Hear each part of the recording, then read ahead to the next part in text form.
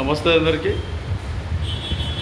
దేశంలో భారతదేశంలో కోటీశ్వరులకు కోటీశ్వరులు ఉన్నారు, లక్షాధిపతులు ఉన్నారు.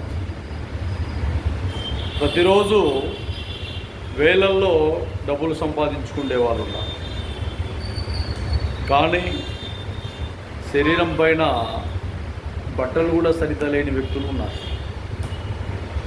ఒక చిన్న గుడిసె కూడా లేక ప్లాట్ఫామ్ మీద జీవనం సాగిస్తున్న వ్యక్తులు ఉన్నారు. సమయానికి ఫుడ్ లేక లోపల శరీరంలో పేగులు పూర్తిగా అడ్డగట్టుకొని చనిపోయిన వ్యక్తులు ఉన్నారు.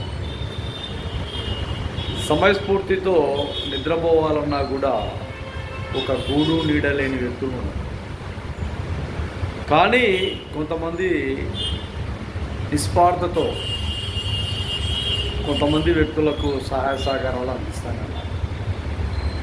కానీ దేశం మొత్తం రాజకీయం చుట్టే తిరుగుతుంది. కానీ ప్రజలు ఎలా ఉన్నారు, ప్రజల్లో ఏ విధమైన మార్పులు చేర్పులు చేయాలా మనము ప్రభుత్వాలు, ఏ విధంగా వాళ్ళను మనము చేరదీయాలి, ఏ విధంగా వాళ్లకు అండగా ఉండాలి, ఏ విధానాలు ఏ విధమైన వాళ్ళకు సహాయపడితే వాళ్ళు ఇంకా కొంత డెవలప్మెంట్ అవుతారు, ఇంకా బాగుంటారు, ఆ జీవన విధానాల నుంచి బయటికి తీసుకొచ్చి స్వతంత్ర భారతదేశంలో ఏ విధంగా అయితే ఇప్పుడు మనం బతకాలనుకుంటున్నామో ఆ విధంగా ఎప్పుడు వాళ్ళ జీవనాలు రూపురేఖలు వాళ్ళ జీవన విధానాల్లో వెలుగులు వస్తాయో ప్రభుత్వాలు గమనించాలి.